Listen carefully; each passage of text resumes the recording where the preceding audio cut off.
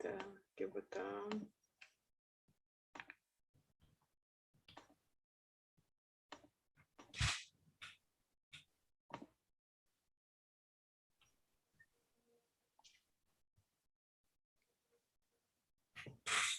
Só um minutinho.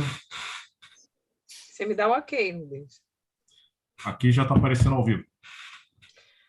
Boa noite a todas, a todos e a todes. Começamos agora mais um debate da Rede Nacional de Combate à Desinformação. Hoje, uma rede contra a desinformação, o trabalho dos observatórios.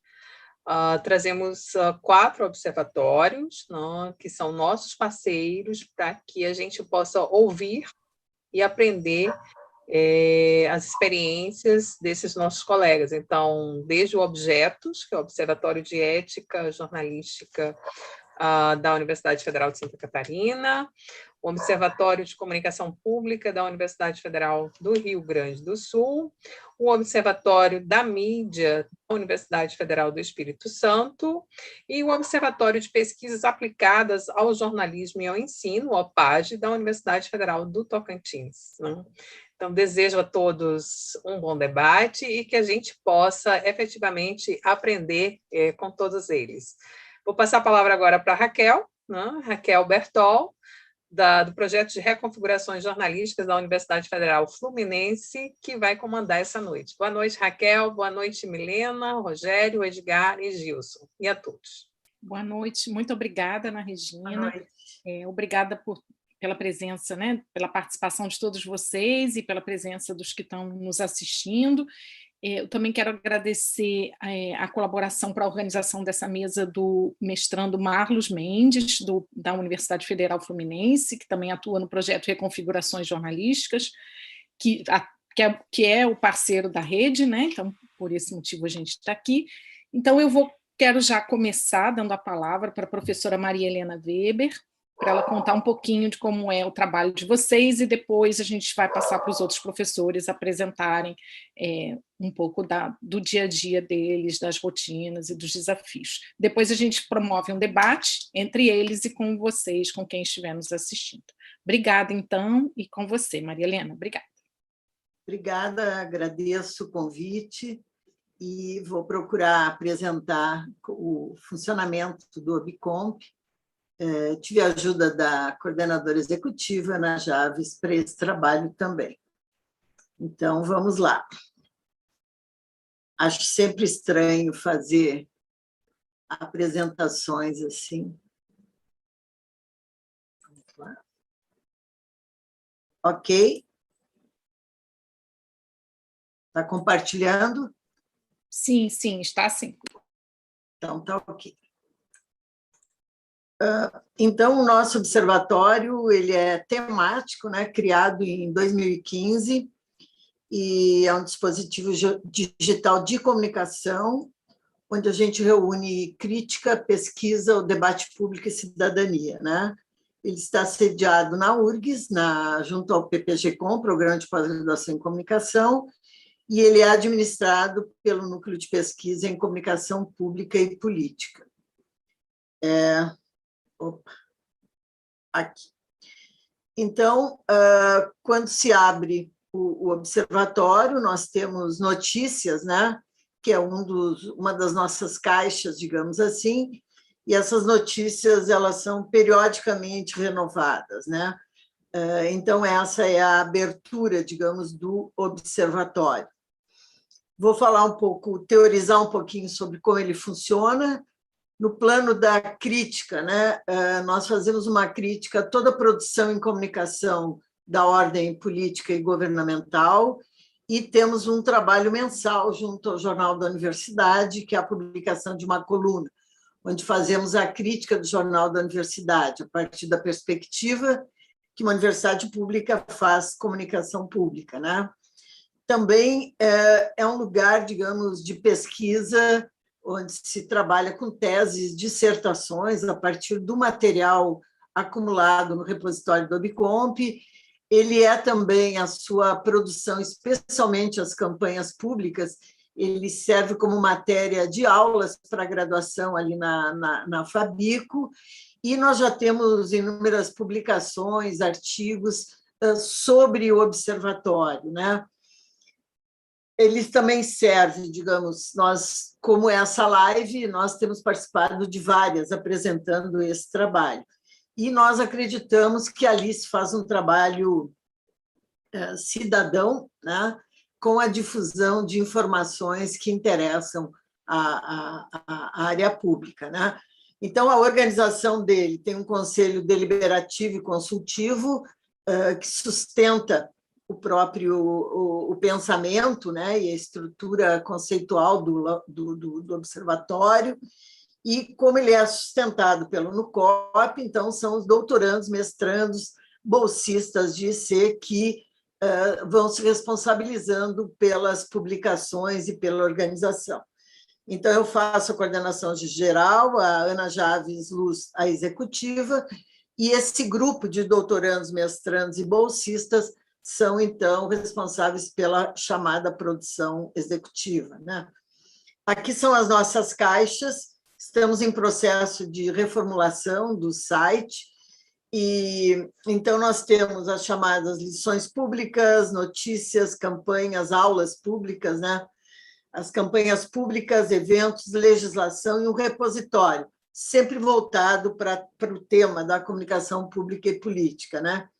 E se alimentado através do monitoramento de informações, captura permanente de dados, organização, os debates e uma avaliação para ver se isso realmente está funcionando, né? Então, vou apresentar algumas partes, digamos, desse trabalho. Nós temos um setor chamado Críticas e Opiniões, em que qualquer pessoa pode enviar, digamos, um texto. É claro que nós fazemos uma leitura, a editoria faz uma leitura desse texto, e assim nós temos a publicação, desde a violência política contra as mulheres, a questão dos insultos do Jair Bolsonaro, e assim por diante. Então, nós temos tido uma quantidade bem significativa de pessoas ligadas à área da comunicação ou não, que nos encaminham esses textos, essas críticas e opiniões. Entendemos isso como um lugar importante, né? O segundo espaço importante também é a campanhas de interesse público. Nós temos campanhas arquivadas desde 2015, campanhas que tanto trabalham com a questão da justiça eleitoral, como questões de gênero, questões raciais, a questão da pandemia. Então, essas campanhas ficam disponíveis, digamos, à pesquisa, e sobre elas tem já alguns semestres uma disciplina da área de propaganda, coordenada pela professora Maria Berenice Machado, que tem analisado, digamos, tem trabalhado com os alunos sobre essas campanhas, né? Tem um trabalho de... Aqui botei uma foto minha para me exibir um pouquinho. Tem um trabalho que é também um espaço publicado de entrevistas. Essa é uma entrevista que a Sandra Bittencourt fez com o professor Manuel Castells. Essa entrevista eu fiz para o INCT, né, Instituto Nacional de Ciência e Tecnologia e Democracia Digital, onde eu entrevistei o Tarso Genro, ex-governador do Rio Grande do Sul. Aqui, o que nós chamamos de aulas públicas, escolhemos 3 de pessoas nossas conhecidas, né? Wilson Gomes, Vera França e o João Esteves de Lisboa. Então, essas aulas públicas, ou por entrevistas, ou a gravação de uma das aulas, também fica armazenada e disponível no PPG-Com, né? Aqui, um exemplo do que a gente chama de levantamentos exclusivos, né? Matérias que foram capturadas por nós e desenvolvidas, né? Sobre a pandemia, infodemia, sobre governos brasileiros que criam canais de comunicação sobre a Covid, né? Aqui, as universidades públicas desenvolvem iniciativas de comunicação para ajudar no combate da pandemia. Então, são exemplos, digamos, desses levantamentos, dessa captura de informações, né? Alguns dados e estatísticas importantes do repositório, né, do nosso repositório, né, ou seja, nós temos disponíveis hoje 243 teses e dissertações, periódicos, sempre no campo da comunicação pública e política, livros, informações sobre 29 grupos de pesquisas, mais de 450 artigos disponíveis, projetos de pesquisa, artigos assinados, mais de 500 notícias, 200 eventos, 130 campanhas publicitárias e pesquisas diferentes, né, diversas. Então, com esse repositório, digamos, nós acreditamos estar cumprindo essa função de disponibilizar informações que vão gerar outras pesquisas, né? Um dos aspectos que eu queria ressaltar, que está sendo uma experiência, vai agora em janeiro completar um ano, que é o nosso trabalho, então, no campo da crítica e da pesquisa, o nosso mais novo empreendimento, que é uma coluna mensal que nós temos no jornal da universidade, né? Então, nós fazemos a crítica aos conteúdos, ao tipo de desenvolvimento, entendendo que o jornal da universidade expressa e se comunica pela universidade pública, né? Então, esse aqui, onde tem essa bandeira, é o nosso último artigo em que a gente discute a questão de temas públicos e riscos acadêmicos, né? Já há 2 números a gente vem fazendo uma crítica às questões de ordem política da própria universidade e da tergiversação que, às vezes, aparece no próprio jornal, né? O jornal assume uma postura como comunicadores públicos, né? Isso é uma coisa importante. Aqui 2 exemplos da nossa pesquisa, que é um artigo escrito por mim e pela Ana. Também tem um grupo na Federal de Santa Maria que já estudou o Observatório de Comunicação, e aqui uma palestra, digamos, da Intercom, né? Então, acho que eu vou conseguir chegar nos 5 minutos. Nós temos também uma grande lista de observatórios de comunicação e estamos vinculados, então, com muita honra, à Rede Nacional de Combate à Desinformação e ao INCT Democracia Digital, né? Então, há um entusiasmo permanente nosso sobre o funcionamento desse nosso trabalho, né? Na medida que nós partimos dessas premissas. A responsabilidade e a qualidade da comunicação, a comunicação pública como pressuposto normativo de governos democráticos e instituições públicas, a ampliação do acesso à informação pública, divulgação de conhecimento, espaço aberto de opinião e crítica. Então, nós trabalhamos sobre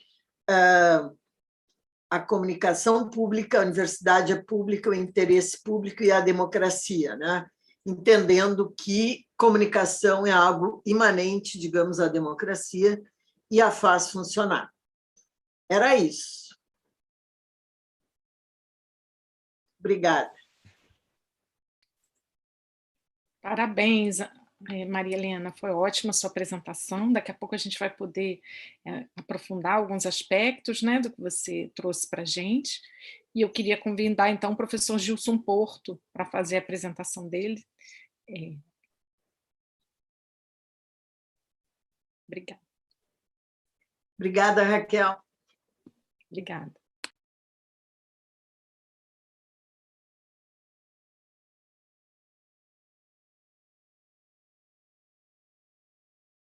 Olá, boa noite. Vamos ver se o compartilhamento funciona, né?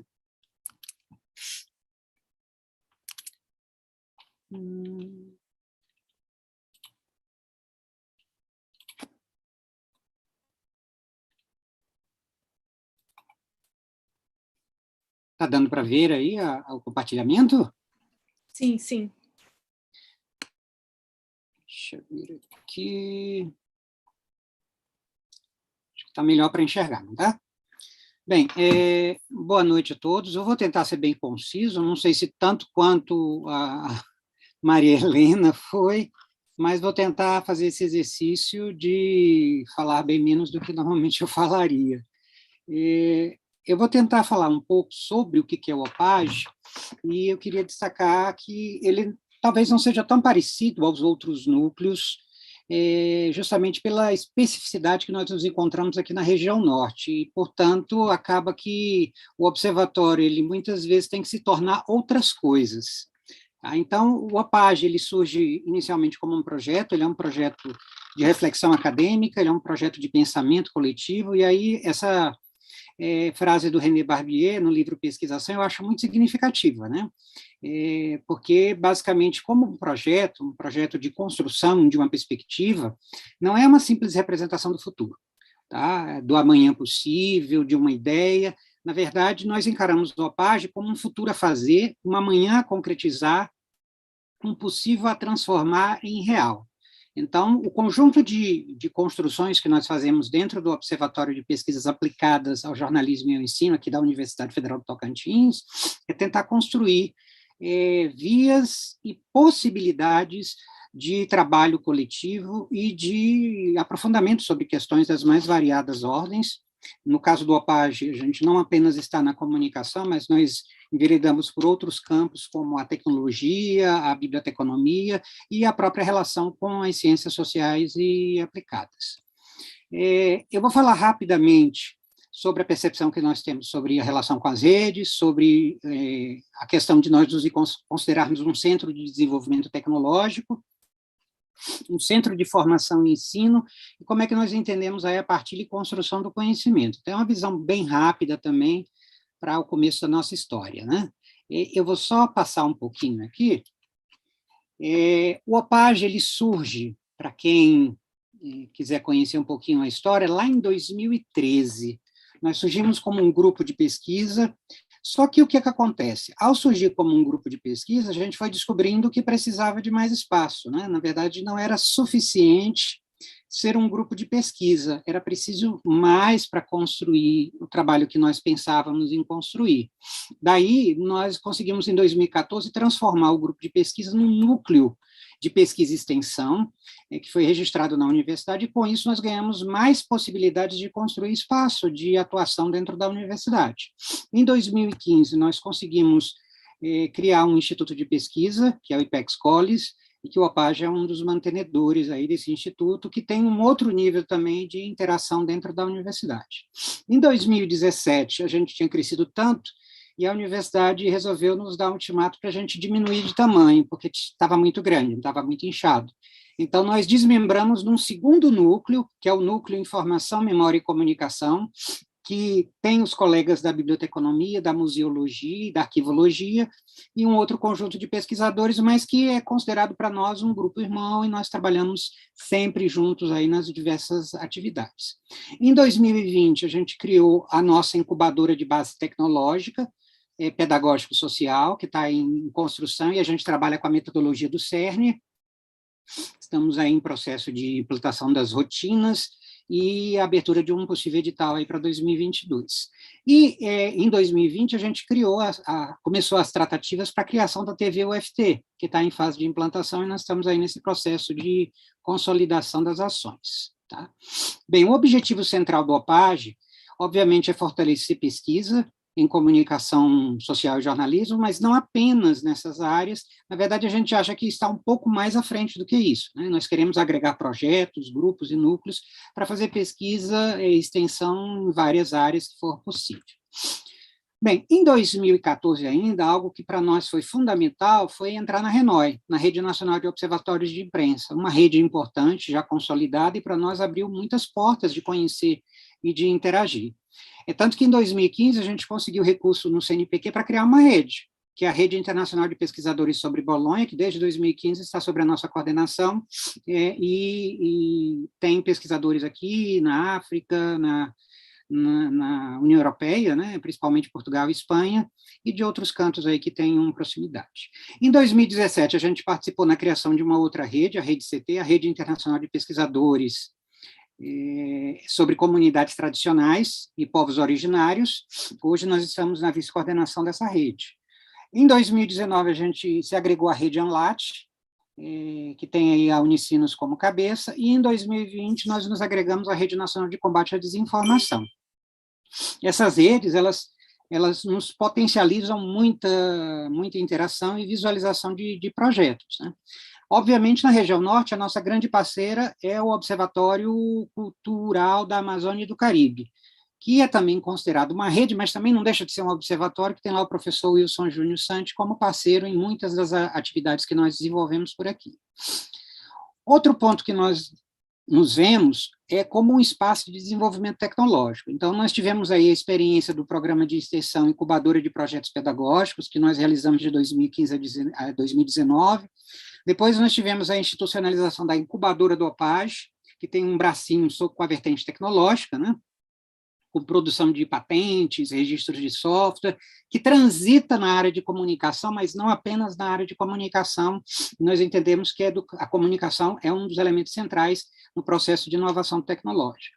Nós encabeçamos a criação de um mestrado em 2018, que é o Profinit, e hoje eles também está sob a coordenação aqui do OPAGE, é o mestrado com nota 4, e a gente está nessa rede.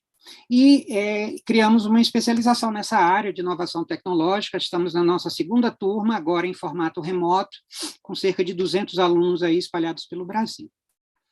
Na área de comunicação e formação, a gente continua com foco no ensino e na formação em comunicação. Esse é o nosso carro-chefe, tá? Tanto dentro do mestrado em comunicação, quanto com objetos de pesquisa. Mas nós não paramos apenas nessa questão. Nós acreditamos que a discussão do ensino é essencial. Então, o nosso observatório, o OPAGE, ele tem pesquisadores que pensam as questões de ensino em comunicação. Nisso aí a gente já abriu 2 especializações, com produções de livros e projetos de extensão e de programas de extensão institucionalizados, e nos integramos à criação do programa de pós-graduação em Comunicação e Sociedade, com a discussão sobre ensino de comunicação e história da mídia. Um dos nossos programas de comunicação, que nós nos orgulhamos muito, é o programa Escola Livre de Jornalismo. Ele é um programa voltado justamente para popularizar o ensino e a formação em comunicação social. Desde 2014, nós realizamos em escolas do estado do Tocantins, gradativamente, nós saímos de Palmas e ampliamos para o estado inteiro. Começamos em Palmas, depois Araguaína, que fica a 600 quilômetros, depois em Gurupi e várias outras cidades com atividades das mais diversas, voltadas para o ensino de comunicação, para a formação em jornalismo e para a popularização do que é ser um comunicador e jornalista no presente. Lá na página do Facebook, vocês podem ver todos esses projetos aí, se tiverem interesse. Outro programa também que para nós foi essencial foi o projeto da incubadora, que começou como um projeto nas escolas e depois se transformou na incubadora social que nós temos hoje, né? Desculpem. A nossa quarta linha é a questão da partilha de conhecimento. Nós achamos que é essencial. E aí o trabalho do observatório tem uma rotina que às vezes é um pouco desgastante, né? Além de todas essas questões e projetos que nós temos nas escolas, nós temos também a manutenção de 2 revistas que formam parte desse processo de construção de partilha. A revista Observatório, que desde 2015 publica artigos, a gente está aí desde 2020 com a proposta de uma revista bilíngue, então nós só publicamos hoje em inglês e com textos em português, então é uma revista que sai sempre nos 2 idiomas, desde 2020, e a revista Turá, que é a revista Pan-Amazônica de Comunicação, que é formada por um conglomerado de universidades da região norte, mas que tem principal parceiro a Federal de Roraima aí nessa construção. E nós mantemos também 2 linhas editoriais, que fazem parte desse trabalho do observatório. Uma está na coleção da editora FI, que é a série Comunicação, Jornalismo e Educação, já são mais de 36 livros em acesso livre. Tudo que a gente produz no OPAGE, sempre nessa vertente do acesso livre. Nós acreditamos na democratização, não apenas do acesso, mas da leitura de tudo que é produzido, com verbas públicas. E agora nós começamos o selo editorial OPAGE Eduft também, que é para nós uma uma conquista muito grande, que é a possibilidade de nós podermos disponibilizar aqui via própria Universidade Federal do Tocantins livros em 3 áreas que para nós são essenciais. Uma área voltada para ensino, uma área voltada para história da mídia principalmente, e outra voltada aí para tecnologias e as interações das mais diversas que podem ser construídas. Aqui é um pouco do que a gente tem produzido em cooperação com outras universidades, a coleção Media Effects, que saiu pela editora FI, nós tivemos aí 8 volumes que estão disponíveis em acesso livre também, se vocês tiverem interesse, fiquem à vontade para consultar. Então, de uma forma bem geral, mas fechando um pouco o que nós acreditamos, nós achamos que é central que um observatório, pelo menos um observatório nas condições que nós nos encontramos. Nós estamos na região norte, nós temos dificuldade de comunicação com outros colegas, em interação, apesar que agora, durante a pandemia, o espaço se tornou menor, né? A gente conseguiu se aproximar melhor por meio das mídias digitais, mas antes, basicamente, nós éramos não apenas um observatório, mas muito mais do que um observatório. E eu brinco com os colegas daqui da universidade que nós nos tornamos no OPAGE quase maior do que a universidade, em certo sentido, porque nós reproduzimos boa parte de muitas das funções obrigatórias e necessárias da universidade pública e gratuita, que é a produção do conhecimento como um princípio metodológico e pedagógico, isso é uma coisa que nós defendemos, o diálogo com desejos e demandas da sociedade, para criar uma atuação mais cidadã, diálogos interdisciplinares com outras áreas do conhecimento, não apenas com a comunicação, mas que podem e se beneficiam desse contato com a comunicação, e o contato e os diálogos com os saberes distintos de comunidades tradicionais e de múltiplos atores que não estão na universidade. Então, basicamente, são elementos que nós acreditamos e achamos que são essenciais na construção da visão do que vem a ser um observatório e do papel que o OPAGE tem aqui na região norte do país também. Se eu passei um pouquinho só, ainda dos 5 minutos. Obrigada. À vontade também, não tem essa camisa de força, né? Professor Gilson. Foi ótimo, é muito bom, né, ver projetos de norte a sul do país, né, que juntos, né, então, pelo menos a gente aproveita isso, né, desses encontros na rede, aqui online. Então, agora eu vou convidar o professor Rogério Cristofoletti, da Federal de Santa Catarina, um dos líderes do Observatório da Ética Jornalística, o Objetos. Ele vai contar um pouquinho da trajetória dele e do trabalho do Objetos, como introdução. Obrigada, professor. Obrigado, Raquel. Boa noite para todo mundo. Parabéns ao Gilson, à Milena, também ao Edgar, pelos seus projetos. Nós conhecemos os projetos e também dialogamos muito com esses projetos, e eles dignificam a existência de objetos de pesquisa, de sujeitos de pesquisa e da atuação dos próprios observatórios no Brasil. O Objetos, o Observatório da Ética Jornalística, surgiu em 2009, em setembro de 2009, aqui na Universidade Federal de Santa Catarina, de uma forma para tentar, de alguma maneira, contribuir para dois caminhos, duas funções que nós vemos importantes para os observatórios.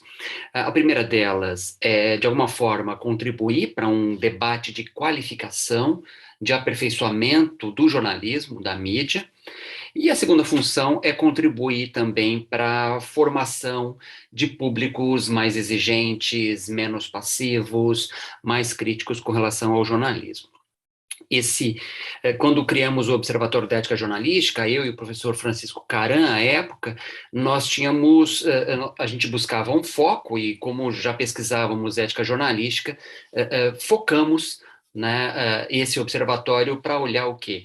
Conduta dos jornalistas e a postura dos meios de comunicação. E é claro que com isso a gente acaba tratando também das relações entre jornalismo e sociedade. Nós somos, então, do ponto de vista conceitual, ou prático, ou institucional, nós somos um grupo de pesquisa que também faz extensão, né? E, de maneira mais visível, nós somos um site, né? Um site que tem alimentação constante de conteúdos, no nosso caso, conteúdos semanais, e às vezes mais de uma vez por semana, além de produção de pesquisas, orientação de teses, dissertações e trabalhos de conclusão de curso de graduação. Também fazemos supervisão de pós-doutorado e, né, de alguma forma, a gente quer contribuir para o debate público acerca de questões que afetam as pessoas. Como os meus colegas que me antecederam disseram, a comunicação não é algo que só interesse aos jornalistas, né? Interessa a todos, porque afeta a todos, porque é um dos componentes que ajudam a moldar um pouco o que a gente entende por democracia, né? Então, o Objetos, então, ele existe desde 2009, e desde então a gente vem tentando, de alguma forma, contribuir para a formação de alguns pesquisadores. Mais de 35 pesquisadores já passaram pelo Objetos. Hoje nós estamos com uma equipe formada por 12 doutores, 9 doutorandos, 3 mestras em jornalismo, 6 mestrandos e uma estudante de iniciação científica. Nós, todas as segundas-feiras, publicamos o que a gente chama de comentário da semana, fazemos um rodízio entre os membros do Objetos, e eles têm plena liberdade para escolher algum tema da mídia ou alguma tendência do jornalismo que eles estão observando para poder escrever um artigo opinativo ou interpretativo nesse sentido. E nós também publicamos, fora de periodicidade, outros artigos que nós chamamos de pontos de vista. A gente fez uma série de 15 recentemente, tratando da CPI da Covid, as suas relações com a mídia e os seus reflexos com a mídia. Então, esse observatório, ele tenta, de alguma maneira, contribuir, né, para uma qualificação e para a expansão do debate público em torno das relações entre jornalismo e sociedade, no comportamento, na política, na economia, na formação da cidadania, entre outros quadrantes todos. Nós, como eu disse, somos um site, né, Objetos com TH, né, objetos.wordpress.com. O Objetos, ele é um projeto que faz parte de algumas redes, né, da Rede Nacional de Observatórios da Imprensa, a RENOI, faz parte também da Rede Nacional de Combate à Desinformação, a RNCD, faz parte do Fórum de Direito de Acesso a Informações Públicas, da Coalizão Direitos na Rede, da Rede Lusófona pela Qualidade da Informação, e nós temos parceiros, né, que muitas vezes reproduzem os nossos conteúdos, muitas vezes nós reproduzimos os conteúdos deles, né? Seja no Observatório da Imprensa, que é o mais longevo observatório que nós temos no Brasil, na América Latina também, no próprio Obicomp, da Milena, da Rede Ética Segura, da Fundação Gabo, na Colômbia, no 620, em Portugal, Farm ICE, que é ligada à ética da informação, o ORMIC, que é também da Colômbia. Então, no nosso site, as pessoas podem encontrar não só esses artigos que nós publicamos, e já foram publicados mais de 450 comentários da semana, mais de 140 pontos de vista, deixamos também mais de 100 resenhas de filmes ligados ao jornalismo e que tem a ver com questão ética do jornalismo. Nós temos uma newsletter quinzenal, né, gratuita também, que pode ser assinado pelas pessoas. Já fizemos mais, hoje, aliás, distribuímos a edição de número 115, temos traduções de códigos de ética de diversas partes do mundo, temos papers científicos que publicamos e que deixamos à disposição, dissertações, teses que orientamos, livros que organizamos, enfim, temos um conjunto grande de conteúdos que podem ser acessados no nosso site, e nós fazemos o convite para que as pessoas possam entrar em contato conosco e também que possam consumir um pouco do nosso conteúdo. Esse é um pouquinho do Objetos, mas que a gente pode falar mais ao longo dessa semana. Oi, Rogério, muito obrigada. É muito bom ver todas essas conexões, né? Demonstra a riqueza e a vitalidade do trabalho que vocês desenvolvem e essa vontade de intervenção na realidade, e ao mesmo tempo, né, importante ressaltar, são 4 universidades públicas, né, que atuam nesse diálogo com a sociedade, numa base de pesquisa muito sólida, né, numa busca, né, da pesquisa, né, e cuidadosa e rigorosa. E isso também acho que está no espírito, né, dessa atuação também coletiva, e está no espírito da Rede Nacional de Combate à Desinformação. Então, eu vou agora convidar o Edgar Rebouças, que também é um dos coordenadores da Rede de Combate à Desinformação, e ele é professor da Federal do Espírito Santo e vai poder falar do Observatório da Mídia e do trabalho que ele desenvolve. Obrigada, Edgar. Obrigado, Raquel. É uma honra para mim estar aqui com a professora Maria Helena Weber, Rogério Cristofoletti, Gilson Porto, que inclusive somos primos não muito distantes, descobrimos isso outro dia nas nossas reuniões da Rede Nacional de Observatórios. Mas isso de termos os observatórios na nossa Rede Nacional de Combate à Desinformação é algo que está lá desde o nascedouro das primeiras conversas, quando a professora Ana Regina Rego fez a proposta e tal, e a gente conversando, e eu falei, mas Ana, os observatórios já fazem esse combate à desinformação há muito tempo, não com essa sistematização, né, que está sendo necessária por causa das redes sociais digitais e tal, mas a gente já faz uma análise e um combate à desinformação, à mentira, à informação falsa, à informação enganosa, à publicidade enganosa,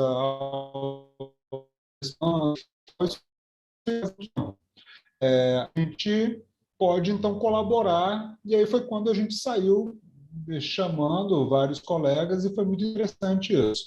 O nosso observatório aqui, a gente está completando 15 anos registrado no CNPq como um núcleo de pesquisa, e a gente estabeleceu essa atividade de não sermos somente pesquisa, mas também de fazermos pesquisa e extensão, pesquisa e levar os resultados da pesquisa para a sociedade.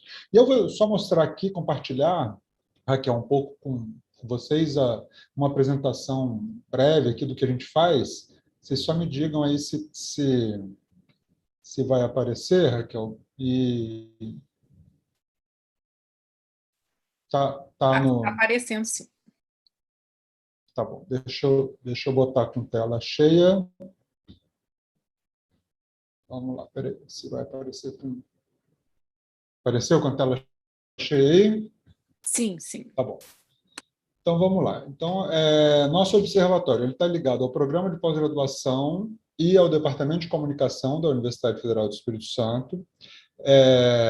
A gente tem como inspirações, assim como vários outros observatórios aqui também, né? O Claude Jean Bertrand, que tem um estudo muito sólido desde lá dos anos 80 e 90 sobre a atuação de observatórios, o caso do Matelar e do Ramonet, que teorizaram isso, e o Matelar montou um observatório europeu lá na França de acompanhamento da mídia, e o Alberto Dines, como o Rogério lembrou, que é um dos nossos pais fundadores aqui de como que os observatórios funcionam no Brasil, por causa do Observatório da Imprensa. Então, as inspirações para o nosso observatório, quando a gente surgiu lá em 2005, 2006, foi a partir do pensamento e do que já se propunham esses mestres para a gente aí. Nossa composição atual, temos esses professores que são todos ligados à Universidade Federal do Espírito Santo, como pesquisadores e professores, e a gente são todos coordenadores, cada um atuando mais uma área de publicidade, jornalismo, mais de desinformação, mais de telejornalismo, mais de direitos humanos, mais de transparência, mas cada um vai coordenando seus projetos nessas áreas que são mais afeitas a ele. E a gente troca sempre ideias sobre o que a gente está pensando junto. A gente nasceu como um braço acadêmico da campanha Quem Financia a Baixaria contra a Cidadania, que reuniu uma série de entidades da sociedade civil contra o desrespeito à ética na televisão. e logo depois a gente se cadastrou formalmente, quando a gente estava na Universidade Federal de Pernambuco. Atendemos várias demandas de movimentos sociais e do Ministério Público. Isso virou uma característica muito interessante nossa, que a gente subsidiava o Ministério Público, o Ministério da Saúde, a Anvisa, a Organização Pan-Americana de Saúde, de pareceres sobre as questões ligadas à comunicação, o que antes eles não tinham de onde demandar da academia isso. E aí a gente veio para a Federal do Espírito Santo em 2009, mas no Nordeste continuou na UFPE e na Federal do Rio Grande do Norte, 2 observatórios que são na mesma linha nossa. Nós somos ligados a algumas redes de observatórios e também à Rede Nacional de Combate à Desinformação, assim como os outros observatórios também, e a gente troca muitas ideias nessas redes. Na nossa Renói, inclusive, a gente está fazendo uma disciplina conjunta agora, até convido amanhã de tarde tem aula da nossa, e a aula nossa daqui do Observatório do Espírito Santo. Depois a gente pode até passar o endereço, né, Rogério, Gilson, mas é uma disciplina que está sendo muito legal, reunindo 8 programas de pós-graduação sobre crítica de mídia. A gente trabalha, né, o que? A partir de, principalmente, rádio, televisão e veículos impressos, mas também a partir da proliferação dos meios digitais, a gente começou a focar nisso também. Essa capacitação técnica e fazer relatórios de análise e tal para o serviço público virou uma marca bem interessante nossa, e a gente tem ações de educação para a mídia, porque a gente entende que tem que se aplicar isso, sobretudo com crianças em escolas públicas. Vou falar um pouquinho daqui a pouco sobre isso.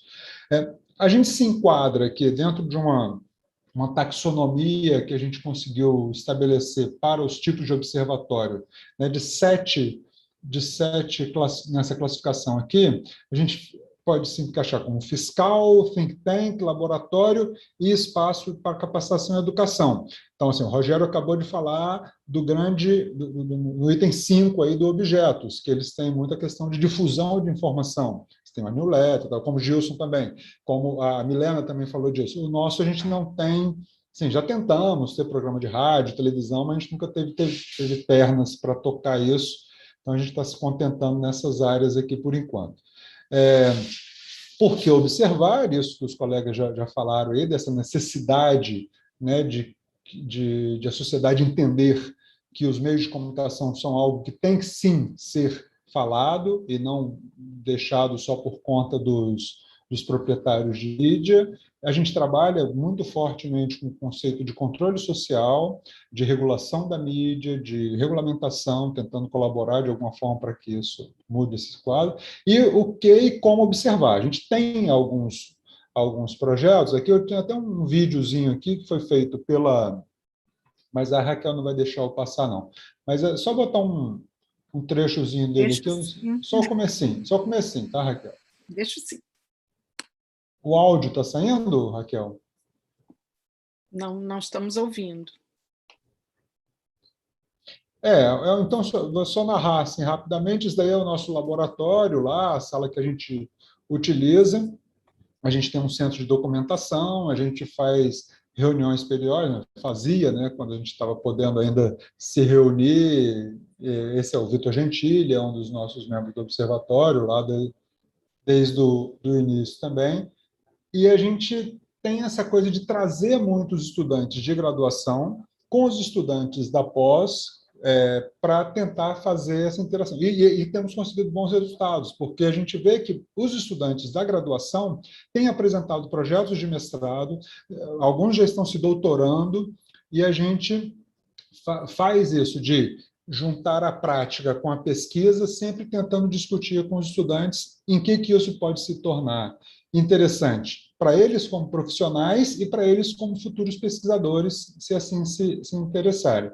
Então, essa, por exemplo, essa daí é a Esther, que era uma bolsista nossa, hoje ela é produtora do Jornal Nacional. Isso é muito interessante. E ela, outro dia, deu um depoimento para a gente de como que fazer parte de um grupo de pesquisa desse reflete na prática dela hoje como jornalista para matérias nacionais. A gente fez uma pesquisa muito grande e uma área que a gente se especializou também é na publicidade infantil. Então, a gente saiu dessa linha de só observar questões da mídia impressa, do jornalismo, mas a gente fez um estudo muito grande junto com o Instituto Alana durante 4, 5 anos sobre a publicidade infantil e a migração dessa publicidade infantil, com algumas ações contra os grandes anunciantes da publicidade infantil. A gente tem um trabalho também interessante de cartografia da mídia, de saber o quem é quem e suas relações de poder. A gente tenta sempre manter esses estudos.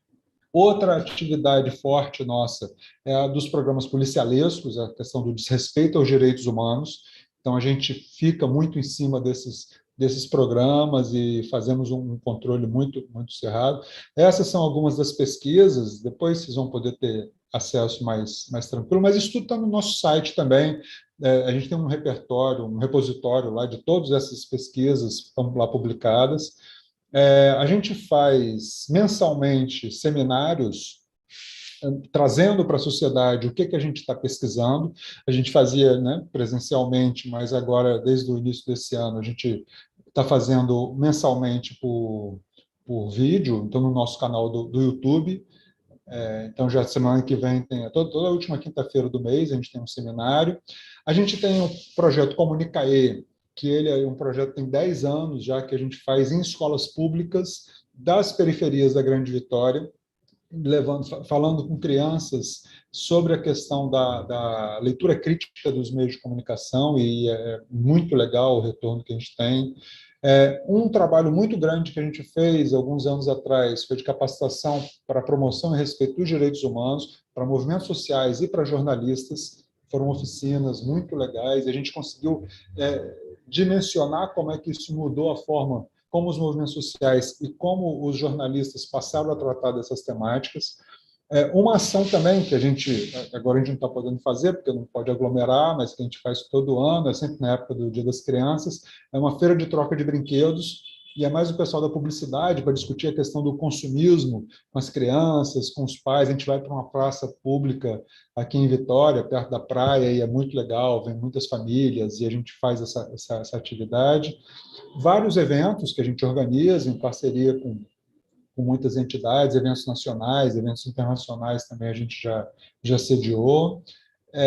A gente participa, é convidado muito para muitos eventos no Brasil, no exterior, aqui locais, e qualquer tipo de evento. A gente chama a gente para falar sobre o observatório, a gente está indo e é muito legal e dá sempre bons resultados.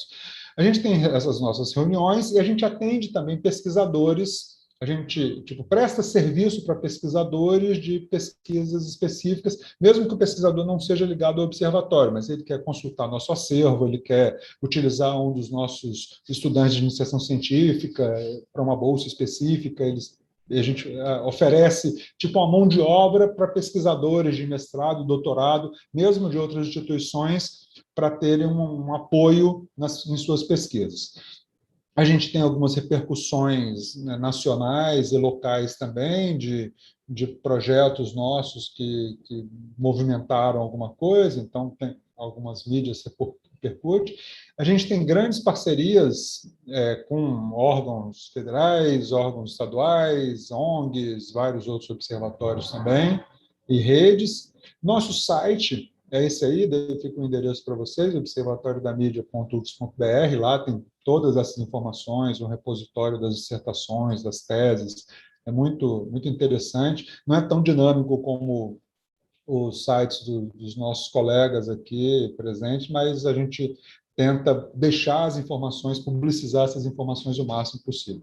Uma outra coisa que a pandemia nos provocou também foi juntar todas as aulas, palestras, entrevistas, tudo que a gente já tinha e estava registrado de alguma forma em vídeo, a gente colocou tudo no nosso canal do YouTube. Então, tem mais de 60 conteúdos que vocês entrando no canal do YouTube, está lá, várias aulas, palestras, é muito interessante com a gente se ver falando coisas aí, se repetindo muito, e de muito tempo atrás, e mesmo diante do observatório, que vocês estão vendo aqui, tem uma foto do Vitor Gentili, bem novinho aqui, acho que em 99, uma coisa assim, bem interessante. E uma atividade que a gente fez também foi na época da Confecom, a gente conseguiu incluir uma das recomendações, uma das 670 recomendações que foram engavetadas da CONFECOM, a gente conseguiu criar uma das recomendações da criação de observatórios. E se a gente tivesse feito, assim, transformado isso numa política pública, criado os observatórios no âmbito das universidades públicas, teria sido um ganho enorme para a sociedade, né, de a gente ter essa ação dos observatórios. Para além disso, que nós aqui já fazemos individualmente, nos nossos grupos de pesquisa, mas se a gente pudesse ter isso como uma política pública de Estado, a criação de observatórios de mídia. Mas, infelizmente, está lá engavetado, assim como várias outras sugestões da CONFECOM. Esses são os nossos contatos, a gente tem os canais, YouTube, Twitter, Instagram e tal, tem os e-mails também, para quem tiver dúvida, quiser mandar, pedir informações para a gente. E a gente finaliza com isso, lembrando que observatório é isso, tem que ter participação, não simplesmente as pessoas ficarem esperando. Então, a gente acolhe pesquisadores de várias áreas, não só da área de comunicação, estudantes de várias áreas também, e, sobretudo, movimentos sociais e órgãos públicos. É isso aí. Eu acho que Obrigada. Deu para passar o recado rapidamente aqui, Raquel. Com certeza, e foi muito bacana ver como, você mostrando as fotos, as imagens, né, a gente vê a vitalidade do trabalho, né, e como o trabalho toca muita gente, chega a muitas pessoas, não só os alunos, né, mas nas praças, nas ruas, isso é muito interessante, acho que é uma vitalidade que vocês quatro mostraram, né, que o trabalho de vocês tem, e então que a universidade é esse espaço dinâmico também, né? Um espaço que às vezes as pessoas não têm noção, né? Mas que existe muito dinamismo nesse trabalho. E a gente já recebeu aqui algumas perguntas, né? Eu vou começar fazendo uma pergunta que o Marlos publicou no site, o Marlos Mendes, e enfim, que é uma questão delicada, mas que eu acho que é quase inevitável, né, a gente precisa conversar a respeito. Então, ele fala que, pensando no debate público e no aprimoramento do público, o que os observatórios estão planejando para o ano eleitoral, próximo ano, tendo em vista que o pleito de 2018 foi marcado pela desinformação. E aí é interessante também, talvez se vocês possam acrescentar, né, como que todo o cenário de desinformação que se acirrou nos últimos anos, nas mídias, também, de alguma forma, tem impactado, né, o trabalho de vocês, de alguma forma, né, e atraído atenções, enfim. Então, Maria Helena, você gostaria de começar, ou ficam à vontade também?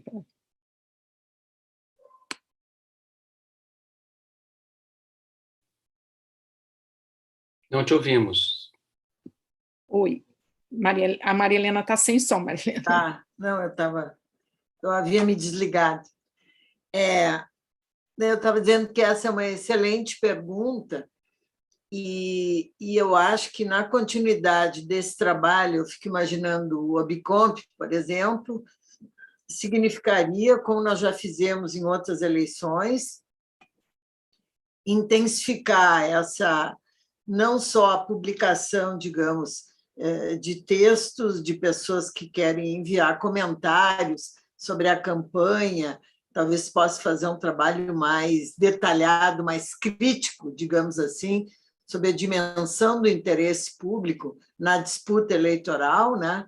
Mas uma pesquisa que seria acoplada ao próprio Obcomp, mas então, de um lado, nós receberíamos esses artigos, e, por outro, eu acho que a publicação permanente, quer dizer, esse cuidado em entender de que maneira as eleições estão respeitando a democracia, estão respeitando a informação.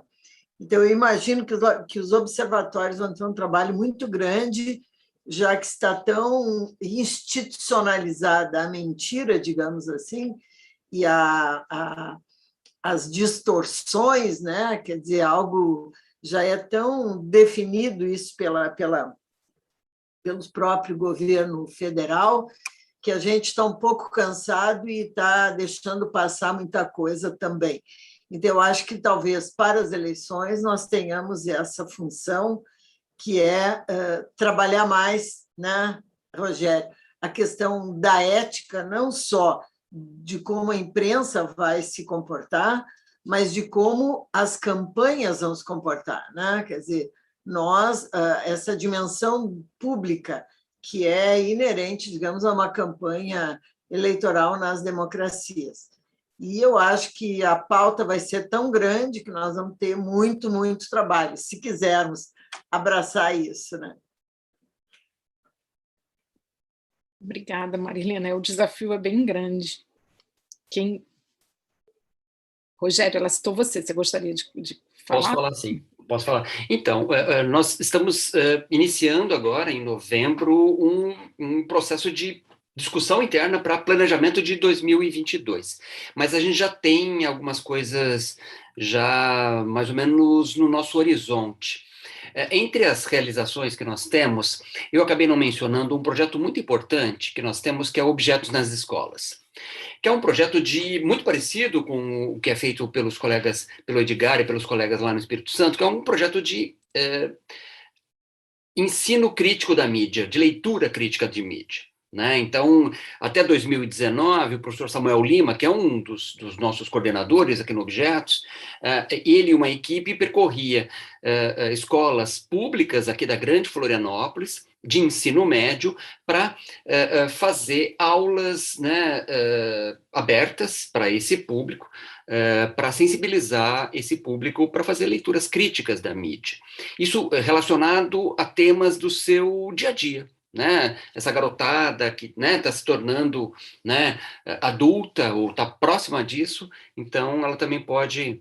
E esse projeto foi interrompido, evidentemente, em 2021, por conta da pandemia.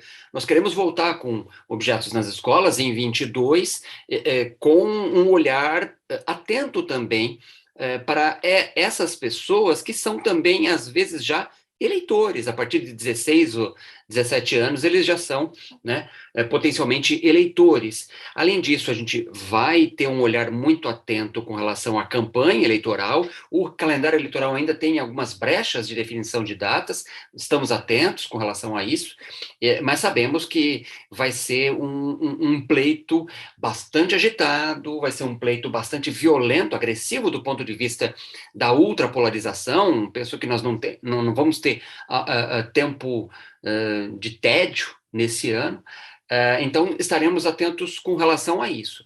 Como Maria Helena disse, vamos estar atentos não apenas com relação à conduta de profissionais e de meios de comunicação, mas, sobretudo, do papel da informação, né? Porque a informação ela é vital para as pessoas tomarem decisões, e tomaremos decisões importantes no ano que vem, né? Vamos eleger 1/3 do Senado, vamos eleger Câmara Federal, assembleias legislativas, presidência da República, governador. Então vai ser um conjunto de tomadas de decisão importantes, e estaremos atentos com relação a isso. Algo que também a gente deve fazer é lançar publicações gratuitas, eletrônicas, né? A gente está preparando uma sobre transparência no jornalismo, talvez saia esse ano, talvez no ano que vem, e também a gente está preparando alguma coisa para o ano que vem, focado em alguma coisa relacionada ao jornalismo, ou como o jornalismo impacta a vida das pessoas em tomadas de decisão.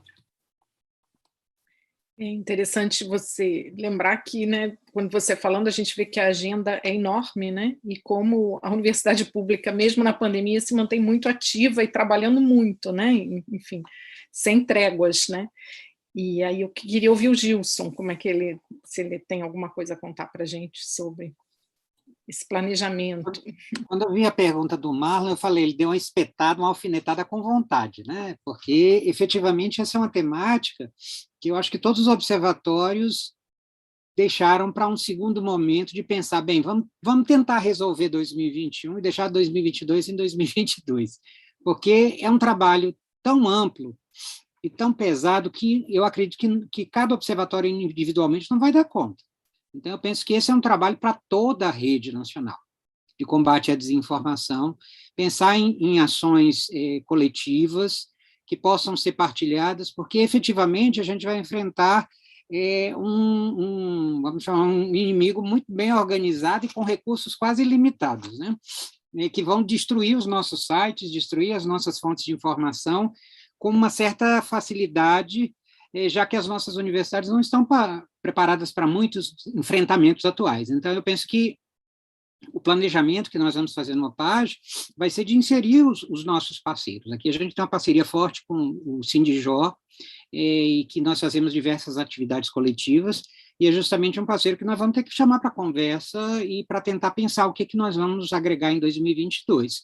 O que é importante entender que, além dos processos eleitorais e das ações que nós desenvolvemos, ainda há o núcleo e o quantitativo de projetos, de orientandos, de coisas que vão continuar. Então, nós vamos ter múltiplas frentes, e eu penso que o protagonismo hoje tem que ser da rede.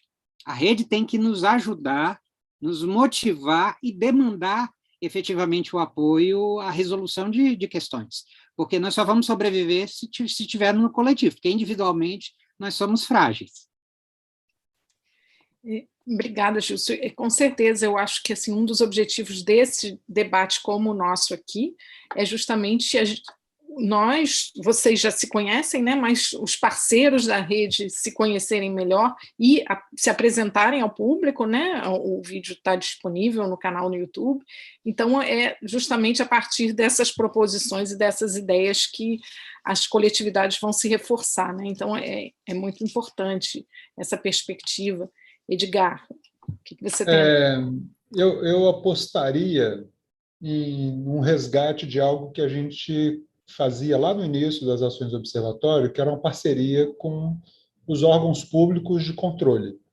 Então, assim, acreditando naquilo que o Tribunal Superior Eleitoral definiu, dizendo que não vai ter engambelação, não vai ter mentira na próxima eleição, não vai ter...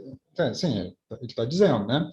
E o ministro Alexandre de Moraes, que vai presidir o TSE, e não sei o quê, não vai deixar acontecer mais nada daquilo.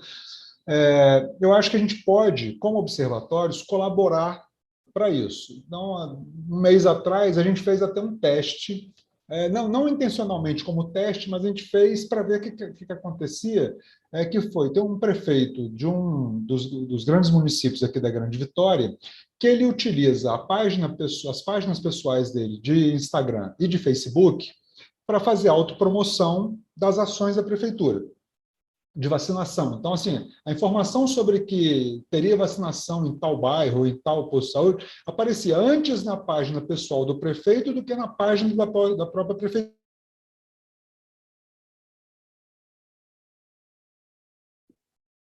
Eu acho. Formalizamos uma demanda ao Ministério Público Federal, sobre o descumprimento do artigo 37 da Constituição, que fala da impessoalidade da comunicação. Então, a gente provocou o Ministério Público, aí o Ministério Público Federal mandou para o Ministério Público Estadual de Contas, mandou para o Ministério Público Estadual Eleitoral, e criou-se, assim, o Ministério Público que não estava pensando nisso, nós que somos da área de comunicação mostramos para eles, está tendo incorreção ali, a gente, do nosso ponto de vista, isso é incorreto. E vocês, o que vocês acham? Então, a judicialização, mesmo que a gente não entre com uma ação contra isso, contra aquilo, mas municiar esses órgãos de controle com o nosso conhecimento e as nossas metodologias, eu acho que pode ser uma boa saída para que a gente passe a adotar ao longo desse ano eleitoral. Assim, acreditando que os tribunais regionais eleitorais e o Tribunal Superior Eleitoral vão realmente fazer aquilo, de dizer que desinformação está fora, e quem fizer desinformação não vai ser diplomado, não vai conseguir se eleger. Vamos ver, seria uma boa aposta nossa de um bom projeto nacional sobre desinformação, municiar esses órgãos disso que a gente tanto observa e critica. É uma pauta bastante intensa, né? Levando em conta que existem também muitas discussões no momento, né? No âmbito da política, né? Nesse caso específico, Raquel, o que aconteceu foi assim, o Tribunal de Contas, o Ministério Público de Contas, a primeira coisa que ele fez foi o seguinte: quem está pagando por essas postagens? São jornalistas da prefeitura que fazem a página do prefeito a página pessoal do prefeito, ou são jornalistas contratados pelo prefeito para fazer? Por quê? Se for pago pelo dinheiro público, então o Tribunal de Contas mandou suspender todas as postagens imediatamente, para se apurar isso, para saber quem estava pagando por essas postagens. E aí já foi uma coisa interessante. O prefeito já mudou o tom, a página da prefeitura já mudou a forma de se fazer a comunicação, que antes era prioritária do prefeito anunciar e depois a prefeitura anunciar. Já conseguimos inverter isso. Com uma coisa simples, um ofício que a gente encaminhou para o Ministério Público. É muito bom ver esse retorno, né? Essa atuação, essa intervenção na realidade, né? E Raquel, acho que... deixa eu só fazer um complemento. Claro. Ai, por favor, pode falar, Milena. Não, eu acho que eu vejo o nosso papel, já que nós estamos assim muito atentos, né, e fazendo essa captura permanente desse material, eu vejo o nosso papel muito como no campo assim de decifrar, de esclarecer essas questões dentro do poder que é a informação jornalística, televisiva, das redes, etc., né? Talvez o nosso desafio seja como sair, digamos, do site do nosso trabalho, né? Que eu vejo há uma necessidade, digamos, que a sociedade, mas principalmente que o Estado, ouça, digamos, sobre a responsabilidade da comunicação. Um pouco como o Edgar falou, né? E eu acho que as nossas pesquisas, elas ainda ficam muito nas prateleiras, né? Porque são pesquisas que acabam incomodando o modo de funcionamento do Estado, né? Mas eu acho que vale a pena esse teste. Eu acho que tem uma discussão, por exemplo, do NUCOP e do OBCOMP, que abrigou a tese da Ana Javes Luz, e essa dissertação, aliás, né? E essa dissertação acabou virando um projeto de lei que tramita já há alguns anos lá na Câmara Federal, atualmente sobre o número da PL 2431 de 2015. O que seria, né? Que é, a partir de uma pesquisa que nós fizemos, e é isso que eu acho que nós teríamos que fazer mais, disponibilizar mais, uma pesquisa que mostrava que os governos municipais, analisamos todas as capitais brasileiras, eles não guardavam, ou não era possível acessar a produção, os discursos, a produção de comunicação dos governos anteriores, ou daqueles que acabavam de deixar. Isso aí gerou uma pesquisa em breve a ser defendida como tese sobre o que é a memória comunicacional.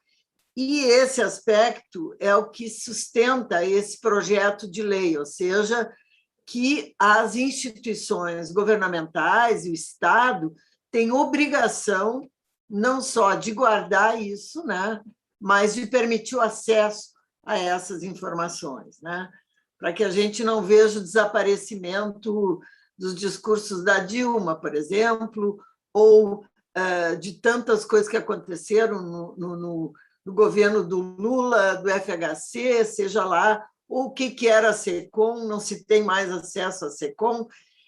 São muitas informações que fazem a história do próprio país e que são do campo da comunicação, né? Então, me parece que os observatórios teriam um pouco esse desafio, que eu acho que não é simples, que é decifrar e expor, né? O que está acontecendo ou acontecerá com as eleições. Eu queria fazer apenas um complemento, né, ao que os colegas disseram, porque esse trabalho que vai além das nossas pesquisas, que é um trabalho também de incidência política, mas uma incidência, sabe, ancorada em pesquisa, em elaboração, em formulação, a gente não pode perder de vista, por exemplo, e os assinantes da nossa newsletter viram isso hoje, que nós estamos em plena discussão do PL 2630, que é o chamado PL das fake news. né? Um PL que, como o TSE promete que não teremos fake news no ano que vem, esse PL também prevê que não vão ter. Mas não é por decreto que a gente combate isso. Um PL como esse ele é importante para você o que ajudar a regular um pouco as big techs, para você estabelecer contrapartidas, responsabilidades, garantir direitos para os internautas, né? Mas isso pode afetar infinitamente a maneira como é que os fluxos de informação vão se dar no ano que vem. Nós tivemos um aprendizado muito grande em 2018 e o acumulado desses aprendizados precisa ser colocado à prova agora em 22. Então, nós não podemos não podemos permitir que os mesmos desvios, os mesmos abusos, a mesma maquinaria, o mesmo ecossistema de desinformação prospere tanto no ano eleitoral como aconteceu em 2018 e que ele se repita em 22. Então, a pauta é bastante tensa, né, intensa, né, e a Ana Regina fez uma pergunta, Ana Regina Rego, a coordenadora da rede, ela fez uma pergunta aqui, né, que considerando, um pouco vocês já falaram, mas eu acho que vale a gente voltar, né, considerando a interseção entre a pesquisa e a extensão, que parece evidente nos observatórios vinculados a universidades públicas, como acontece a interlocução entre as pesquisas dos grupos que interagem né, dos grupos e que vocês representam e o trabalho voltado para a sociedade. E aí eu queria também aproveitar e acrescentar, né, porque me parece que na militância de vocês também existe uma militância para criar esse hábito ou tornar conhecida essa proposição dos observatórios na sociedade, inclusive com o eco, né? Você falou do observatório da imprensa, com o eco também dentro, gerando um eco comunicacional em torno disso, que é tão importante, como a Maria Helena ressaltou, né? Para sair do site, né? Para circular. Então, né, a respeito da militância também, do conhecimento do trabalho de vocês, desse tipo de trabalho, como é que vocês têm buscado esses caminhos? Assim?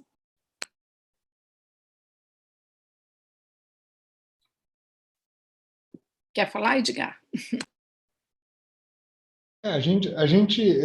Essa coisa de que, como a Milena falou, né, sair das prateleiras, é algo que nos incomodava desde o início, lá quando a gente criou o Observatório em 2005, 2006, porque os movimentos sociais vinham nos perguntar sobre algumas questões. Então, a gente tinha pesquisas sobre a representação das mulheres na mídia. Tinha pesquisas de mestrado, doutorado, livros sobre isso. Tinha pesquisas sobre desrespeito aos direitos humanos na mídia. Mas isso não era revertido para a ação, para o dia a dia dos movimentos sociais. Isso estava para uso acadêmico, saiu em jornais científicos, saíam em livros, tal. E quando a gente começou a conversar com esses movimentos sociais sobre essas pesquisas, fazer a difusão científica, quase que a vulgarização científica, a gente viu como que era legal fazer isso, como é que transformava as pessoas e trazia as pessoas para dentro daquilo que estava no muro da universidade. Então, a gente abria as portas da universidade para os movimentos sociais, e aí a gente ganha a militância dentro da universidade também, com os movimentos estudantis, com os movimentos de docentes e com os professores pesquisadores, vendo que a gente não está aqui só para fazer pesquisa, a gente tem que fazer pesquisa e transformar a sociedade também. Então, essa ação militante é um perfil de todos os observatórios. Isso é uma característica, mesmo que a gente não tenha assinado nenhum contrato sobre isso, não tem um manual dizendo como se monta um observatório, mas a gente vê que todos os observatórios, e aí tem uma pesquisa muito interessante, recente, da Cristiane Parente, que ela fez um grande inventário dos observatórios de mídia no Brasil e suas ações. Assim, a pesquisa dela é mais pontual na área de educação midiática, mas ela, para falar de educação midiática, ela falou também sobre as outras ações que a gente faz. Então, é muito interessante isso, de que observatório não é só observar, é observar e também falar, é observar e provocar.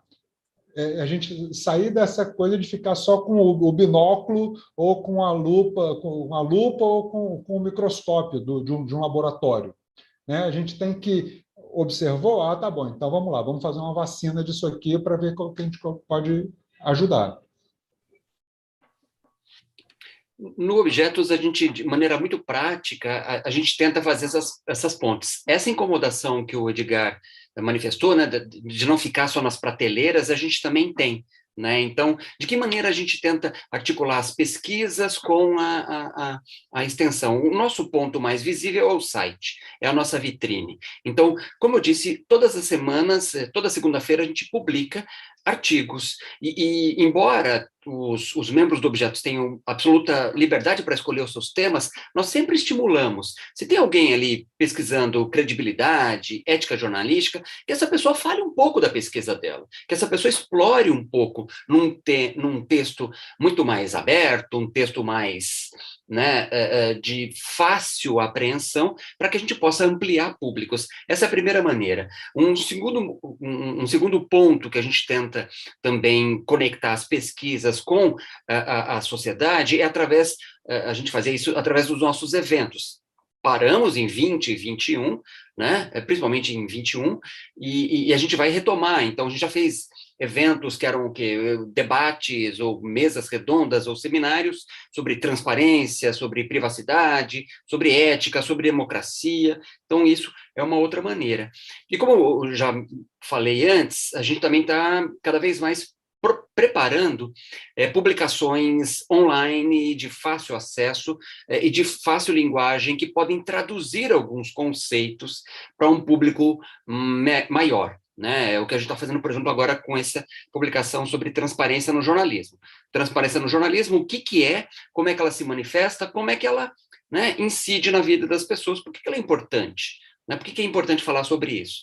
Com uma linguagem mais aberta, mais fácil, com uma diagramação atraente, a gente pretende ampliar e levar as nossas pesquisas para um público maior. É assim. Raquel, só complementando, uma ação que a gente faz aqui são esses seminários, observações, todo mês, eles nascem com o objetivo de expor ao público local e à sociedade os trabalhos apresentados nos congressos. Então, assim, a gente acabou de ter um congresso da SBPJ.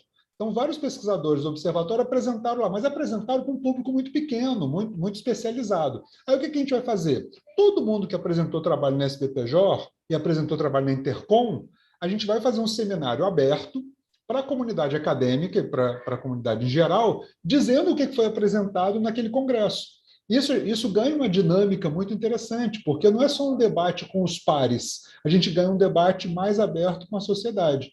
É muito rico isso. Raquel, aqui no OPAGE a gente tem pelo menos duas frentes de atuação para aproximar a universidade da comunidade, né? Nós temos projetos em parceria e projetos próprios.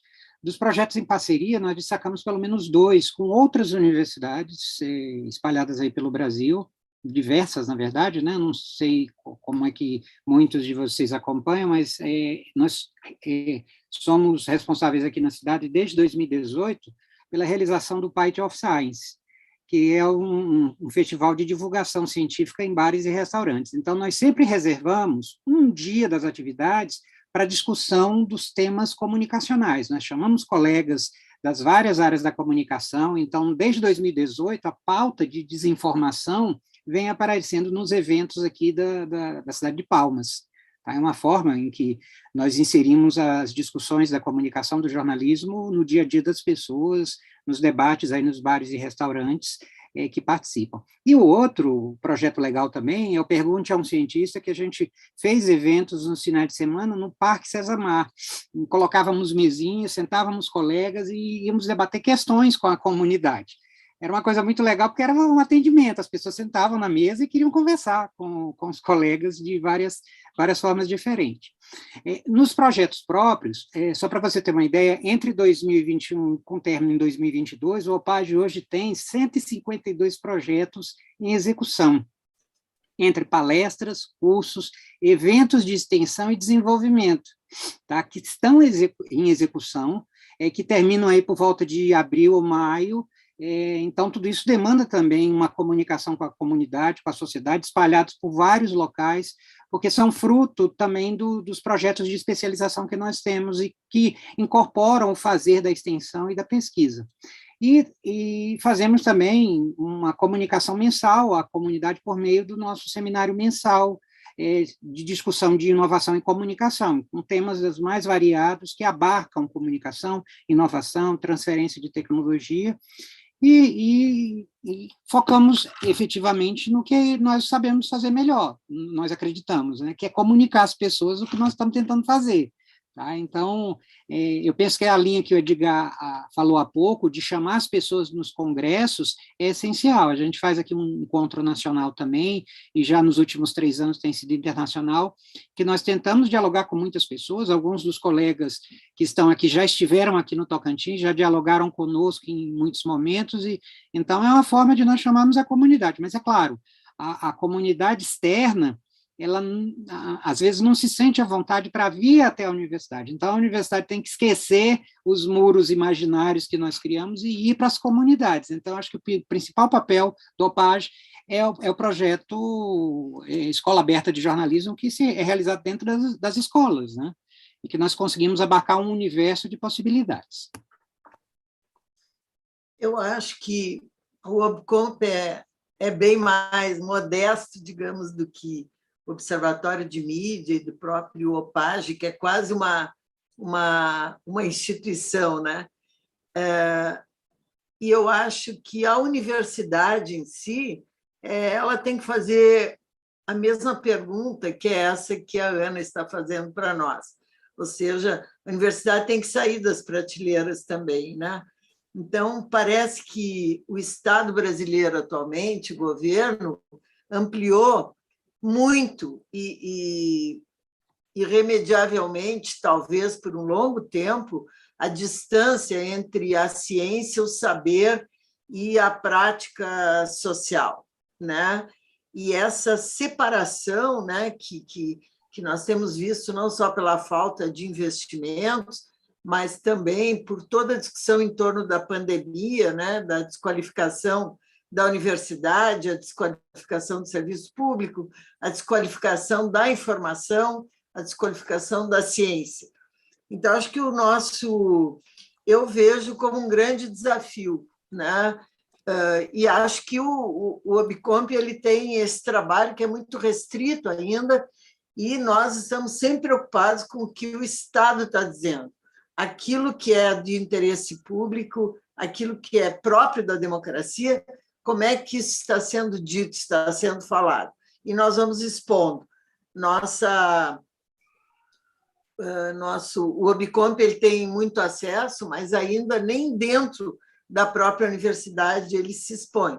Eu sempre acho que os temas vinculados à comunicação, né, e nós temos trabalhos geniais também desses de letramento, de análise crítica, né, desde a década de 70, é algo assim que nos movimenta, mas, de qualquer maneira, eu acho que a comunicação é um tema muito poderoso, e esse poder impede que nós tenhamos espaço, né? Eu acho que nós discutimos muito entre nós ainda.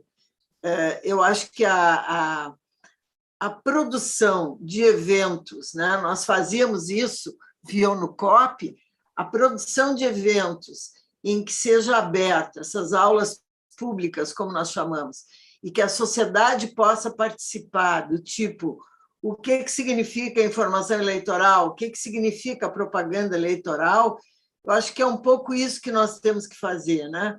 Porque não há um espaço grande ou não há um acesso enorme aos nossos observatórios. Não acredito nisso, porque eu acho que é um outro tipo de processo, né?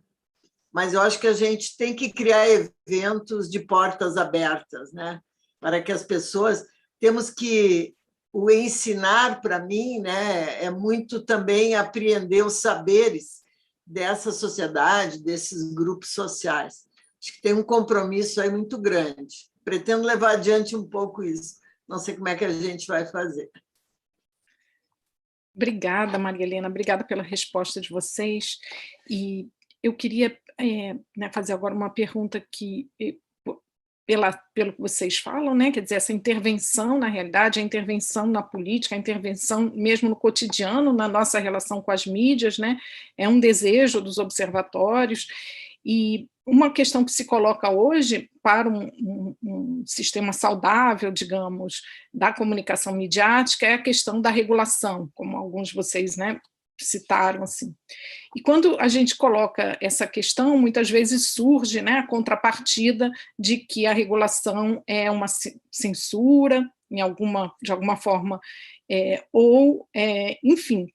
E aí existem nuances nesse debate, né, que precisam ser levadas em conta, e eu queria, e aí, pensando nesse esclarecimento, né, da sociedade, né, como que, na verdade, né, como que a regulação ela pode, ao contrário, atuar, ou seria uma amiga, digamos, da liberdade de imprensa e da liberdade de expressão. Então, eu gostaria que vocês pudessem fazer algumas considerações sobre esse tema tão sensível hoje, que eu acho que perpassa também a crítica de vocês.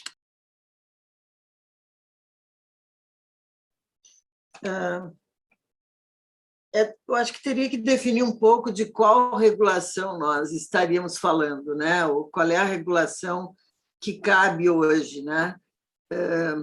Na medida que nós temos o que eu acho a regulação mais importante, nunca executada, ou executada em alguns pequenos lugares, que são os conselhos de comunicação. E a grande intervenção, e assim como das TVs comunitárias, que também não deram muito certo, do nosso querido Daniel Herz, né, Rogério, na Constituição. Então, me parece que a questão da regulação ela tem que ver hoje pela diversidade, digamos, de mídias, pelo poder das redes sociais, de que regulação nós estaríamos falando, né? Me parece que quando se fala em regulação, e isso tem a ver com a desinformação, com as fake news, nós temos algo em andamento. Não acho que isso vai resolver muita coisa, mas está em andamento um modo de cercear, pelo menos, de fazer esse controle, né? Então, acho que a regulação, eu particularmente não gosto muito da palavra, porque eu acho que nós teríamos que ver de que maneira essa Constituição pode ser cumprida, de que maneira a sociedade pode ser representada, digamos, na condução desses grandes conglomerados de mídia, de radiodifusão, por exemplo. A discussão sobre regulação ela começa a partir da televisão, principalmente a partir da televisão e do grande poder, né? Ou dos jornais também.